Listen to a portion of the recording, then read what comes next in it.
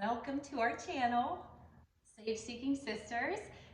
Another episode of Sages of the Ages, remembering forgotten wisdom. And I'm Stacy. And I'm Jackie. And this is... I am Bonnie McLean. And I'm very honored to be a part of this podcast. We're very honored to have you. Thank you. Yes, absolutely. What do you feel has been the purpose of your life? Let me give you guys a laugh because all my life I wanted to be able to sing. And I would sing and didn't realize I couldn't even carry a tune. So it took me to get a lot older. Well, actually it happened in high school when one of my friends had to tell me. But I learned over the years, my purpose in life for me is to be in service to others. That's the purpose. I have come to know that is my purpose. That is where I have the most impact. That is where I feel, that God has really led me to be in service in one way or another to others. That's my purpose. And I finally understood that. And I'm happy about that. Yeah. And at what point did you realize that? Oh, shucks, I was probably in my 30s, I thought I could save the whole world. And I was, as a matter of fact, when I was 8, I was going to get a job because I thought if you made money, you had to have a lot. Didn't know it didn't mean a lot. Right. But I was going to save all my money until I got $1 million. And that, because $1 million seemed like all the money in the world, when you're 8 or 9 years old. I was going to go buy this big farm. I was going to go find every single old person that was being mistreated, every kid and every dog and cat, and take them all to the farm. So I got a little bit older and I understood that I couldn't save the whole world, but I still thought I could save half. I did. I still thought I could save half. But as I came along and began to learn from watching my mother, from watching her and the decisions that she made, and what she did, that example there, her kindness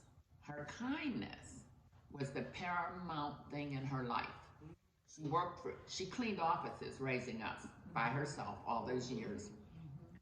And then it was like during the 60s when a lot of federal money was flowing into Pittsburgh, and they were giving jobs to people that had been trying to get jobs for years. And she went to apply for one other than doing cleaning offices. And all they wanted to give her were housekeeping jobs to go to somebody's house and clean their house. She applied at Western Psych, and to make a long story short, she applied at Western Psych in housekeeping. But her kindness was so great. That love of God in her heart was so great. She could do anything with the patients. She worked on 11th floor, which at that time was a private floor. Only people that had money were on that floor. And other women that worked there gave her a hard time, okay? Because people become resentful, sometimes over trivial stuff. And if one of them became emotional and my mother was on her shift, she could always talk them down. And she'd just start talking to them. Like she might say, Bonnie, this is Ruby. Ruby's gonna come and take your hand, okay? Ruby's gonna protect you. And they'd just start calming down, and she could take them by their hand like they were a little kid, take them in the room. Right. And then she'd go and she'd get them a banana or an apple. She'd go get them a treat, just like they were a little kid, And she got a lot of, pushback, Ruby, you're always treating those kids like you're always treating these people, you're spoiling these people. That is what they would say. You're spoiling these people, Ruby. Quit spoiling these people. And she'd say, well, if love is spoiling them, then, I guess they're going to be overloved, I guess, is what she would say. So I grew up in a house where she showed us by her actions as opposed to telling us. You know what I mean? Yes. So because of that, her faith in God was just unshakable. She always had a smile on her face, and she did not have it easy. I got to be about 15, 16 when I began to realize how hard she had it, because I was never cold, always had a winter coat, never went hungry, none of those things, not realizing she was working her fingers to the bone. So then when I did realize it, back in those days, they didn't check out your age, Went to the laundry, applied for a job at the laundry up the street in Lawrenceville. Got hired. They taught me how to fold sheets. I folded so many sheets.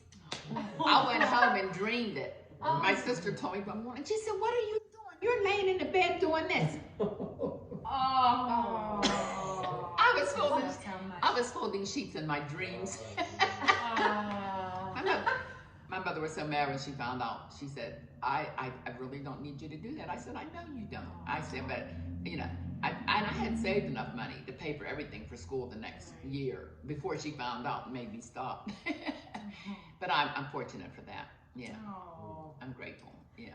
And another thing she shared too is that her mom was not judgmental at all, which is beautiful. Not at all, ever. I never, and I remember being about 11 years old, and I got really mad at her because the people that she cleaned offices for, they loved her. So she, at Christmas time, she would say to them, they'd say, "Ruby, what do you want us to do?" She'd say, well, she'd have them donate bushels of all those winter fruits, apples and bananas and oranges and pears and things, you know. And then she'd say, "But I need you to donate brand new books." And she'd say, "I need you to let me pick them out." And they would. And she would take a couple of books, she'd put them together with some fruit on top and tie a bunch of ribbons around them and give them out to all the kids. But she would say to them, "Now, when you get ready to read this book, if you read it before you come back to me, you still have to come back to me and we're going to read it together." Because she knew some of them were struggling with reading. So they knew they had to either take that book to her and read it with her, or if they read it, come back and read it to her. And that's how she would help them with learning how to read, you know. Example. Yeah. Example. Yeah. That's wonderful. And she never had anything. You know, she was poor most of her life. You know, But gave she so worked much. hard, but she, and so I got mad at her one time and I said, "Mom, how come you're so nice to these people all the time? They're not nice to you because they weren't always nice to her, you know." And I said, you know, every time you find out something that will help them, you tell them, but they find out stuff they don't tell you. And she said, "Well, you need to understand that I'm not responsible for what they do. God holds me responsible for what I do." Okay. And she said, "And you always need to remember, you never know who you're talking to. Sometimes there are angels unaware that God places right in your path to see what you're going to do." Okay. And he might just one day decide to place his stuff in your path in the form of someone to see if you accept them, judge them, or help them. You know. So those are the kind of lessons I learned, and that I began to understand them the older I grew, and as I began to have, you know, problems enter into my own life, because problems enter into all of our lives. Okay, and no matter how much you know, I was just so fortunate to have the example of that type of foundation, because I think that's why, because I believe that was my mother, the talent God gave my mother to be in service to others. And that's exactly fit me. Sure wasn't being a singer, that's for sure. Hey, that's okay. You were used in a better way. Yeah. Well, so you talked about, I wanted to ask you your definition of love, because I heard service and kindness and generosity. What do you You know, see? if you don't mind. Not at all. 1 Corinthians chapter 13. According to web.mid.edu, love is If I speak in the tongues of men or angels but do not have love, I am only a resounding gong or a clanging cymbal. If I have the gift of prophecy and can fathom all mysteries and all knowledge, and if I have faith that can move mountains but do not have love, I am nothing. If I give all I possess to the poor and give over my body to hardship that I may boast, but do not have love, I gain nothing. And to me, the definition of love is this: love is patient, love is kind, it does not envy, it does not boast, it is not proud, it does not dishonor others, it is not self-seeking, it is not easily angered, it keeps no record of wrongdoing. Love does not delight in evil, but rejoices with the truth. It always protects, always trusts, always hopes, and always perseveres. And to me, that's the definition of love right there. Patience, kindness, non-judgment. That's, that's the definition of love, Like the young lady that we helped a young lady who came here one night, and a guy her boyfriend's father lives there, and a guy had jumped on her that she knew from the shelter, because she had been in the shelter, And, some people around her, some of the ones in the Bible, as a matter of fact, oh, no, you should come on, you should come upstairs, And Bob and I said, my friend Bob and I said, no, I said, I can't just turn my back on somebody in distress. Okay, I cannot do that. And so you can make whatever choice you choose. So I said about this young lady, for me personally, I can't turn my back on someone that's in distress without at least saying, can I help you? Sure, right. And they were adamant, so they all left. Bob and I stayed, and we talked to her, and I was able to end up giving her information if she ever chose to make the decision to call somewhere for help. She could. Now, I could have said, look at her, she looks a mess. She needs to get out of here, that type of thing. But I haven't walked in her shoes. I don't know what has shaped her. Yeah. I don't know what took her to that point. Right. So, therefore, I have to be patient and kind with her, okay? And give her whatever I can, like the information. Maybe she'll never use it, but maybe she will. That's right. So, yeah. And how do you think that society is different today than it was when you were growing up? I may see this a little different than other people. But see, when I was growing up, when we think back on our growing up years later, it seemed like it was great. But so many things were hidden and not known because there was no instant media. There were predators. There were people that took advantage of young girls. There were, if you were an alcoholic, it was accepted in the neighborhood. Everybody would just say, oh, he's just a drunk, and nobody thought anything else about it. You know what I mean? And even when people knew some of the things that were going on, those things, we had been taught that those things were so shameful that we didn't know how to bring it up, or there was nobody to go to and tell. Right. There was nobody to go to and tell, nobody to trust, Because they would tell you, oh, hush up, you don't know what you're talking about. You know what I mean? And I think what happens now is it's the age of instant media. And so we know everything is in our face. So it seems like it's so much worse now than it was then. But actually it wasn't. It's just that we know faster and know more about what's happening. And with kids, really important, acceptance and belonging mean something.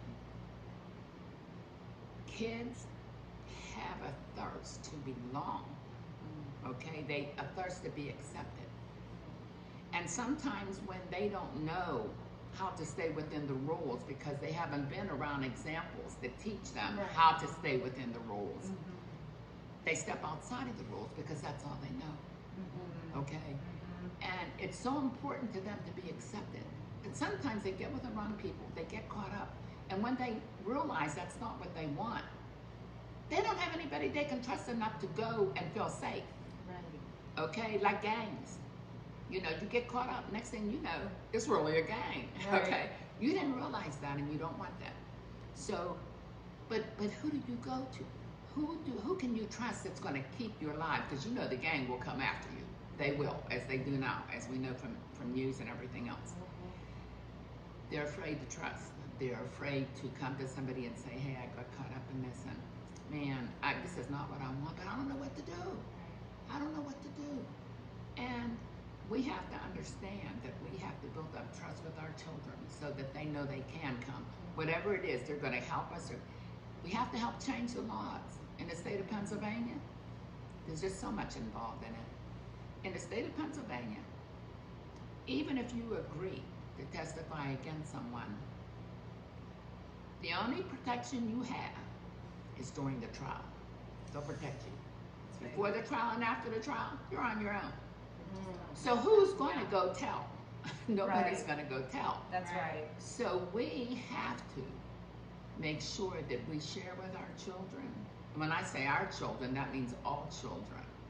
Okay, I don't care what ethnic group you belong to. All kids basically face the same challenges in one way or another.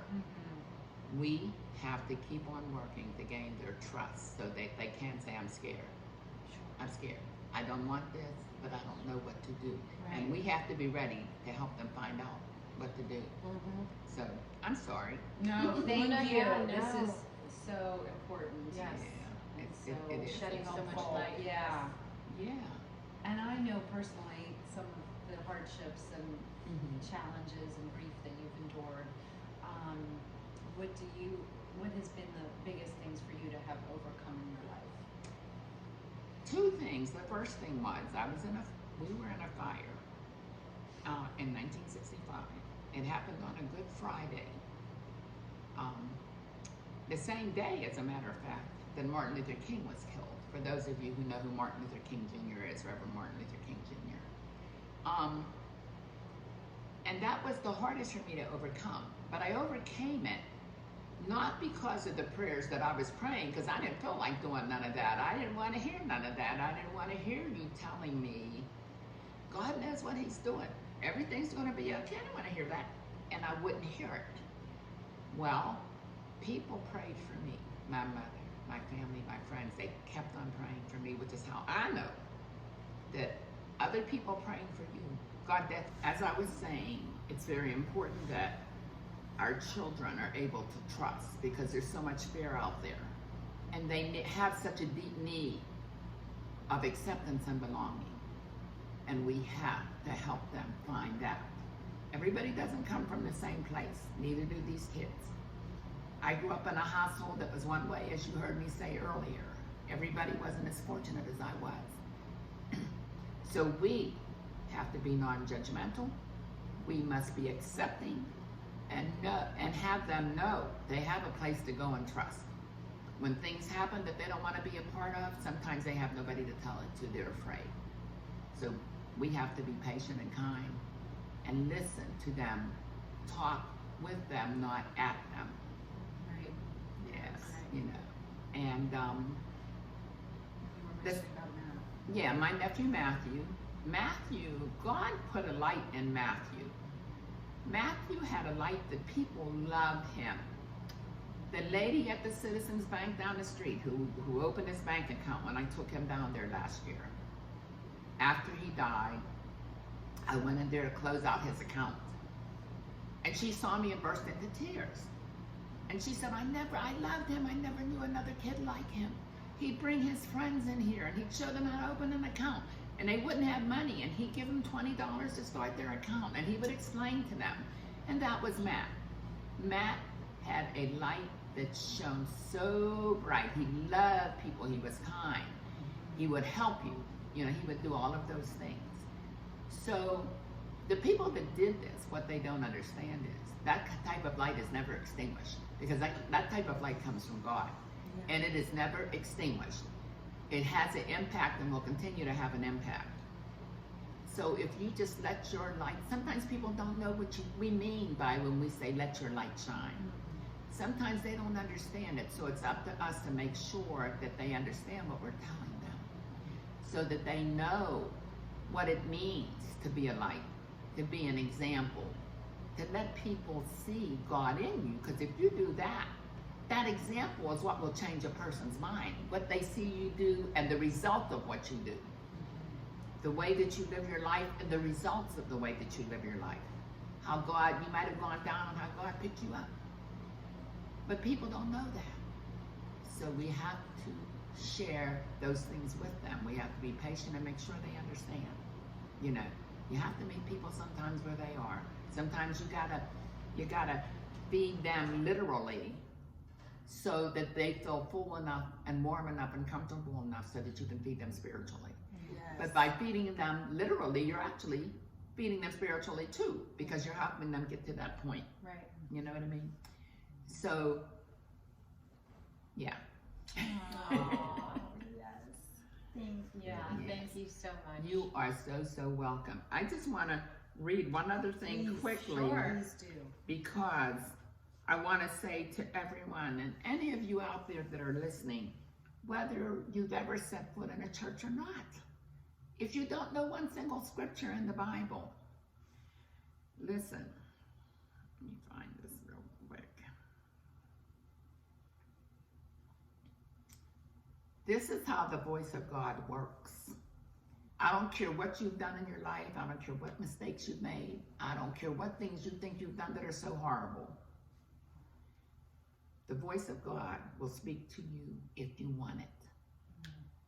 I know not how such things can be, but I do know he speaks with me, not from the grass nor from the sod, but in my heart, the voice of God, speaking spirit unto spirit. Oh, if I listen, I can hear it. Voice of God that calls to me out of his infinity. So know that the voice of God is always calling to you. You don't have, I do not go to church every Sunday. I do not know half the scriptures. I'm trying to learn more, but it's a learning process, and it's okay. So don't be turned off, because God will hear you. You don't even have to let anybody else know. In the quiet of your room, you can just say, hey, God, heard this lady say, you'll hear me, or you're listening. Any kind of way you want to talk to him. There's no particular way to pray. That's right. Okay, just talking to him, that's praying. So don't let anything stop you. Don't feel that you can't go to God. I don't care what your life is like, has been like. And give him time, and he'll speak to you. And if you just get quiet and listen. I appreciate sharing this with you guys. Thank you. Thank you. Thank you All right. so